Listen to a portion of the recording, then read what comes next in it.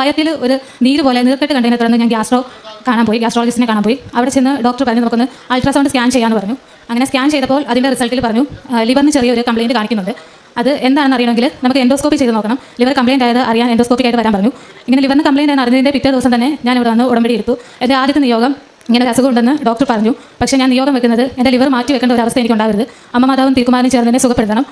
നമുക്ക് ബ്ലോക്ക് മാറ്റി surgery success ആയാൽ ലിവർ മാറ്റി വെക്കേണ്ടതായിട്ട് വരത്തില്ല. അല്ലെങ്കിൽ ഇതല്ല വേറൊരു സിറ്റുവേഷനിലൂടെയാണ് പോകുന്നതെങ്കിൽ ലിവർ മാറ്റി വെക്കാതെ മുന്നോട്ട് ജീവിക്കാൻ പറ്റത്തില്ല എന്ന് പറഞ്ഞു. ഒരു ദിവസം ഞാൻ ബ്ലഡ് വൊമിറ്റ് ചെയ്തു. ഹോസ്പിറ്റലിൽ ചെന്ന് എന്നെ പെട്ടെന്ന് ഐസിയിലേക്ക് മാറ്റി. എൻ്റെ വയറ്റിലെ നീര് കുത്തിയെടുത്ത് പരിശോധനയ്ക്ക് അയച്ച് ഡോക്ടർ പറഞ്ഞു ഇനി വെച്ചുകൊണ്ടിരിക്കാൻ പറ്റത്തില്ല, എത്രയും പെട്ടെന്ന് നമുക്ക് സർജറി ചെയ്യണം. സർജറി ചെയ്തില്ലെങ്കിൽ ഒട്ടും പ്രതീക്ഷിക്കാൻ പോലും പറ്റാത്ത അവസ്ഥയായിരിക്കും. അന്ന് വൈകുന്നേരം ഡോക്ടർ വന്ന് പറഞ്ഞു ലിവർ മാറ്റി വെക്കാൻ വരട്ടെ, അതിന് മുമ്പ് നമുക്ക് ബ്ലോക്ക് മാറ്റി നോക്കണം. ബ്ലോക്ക് മാറ്റി ലിവറിലോട്ട് ബ്ലഡ് പോയി കഴിഞ്ഞാൽ ലിവർ മാറ്റി വെക്കേണ്ടതായിട്ട് സിറ്റുവേഷൻ വരത്തില്ല എന്ന് പറഞ്ഞു.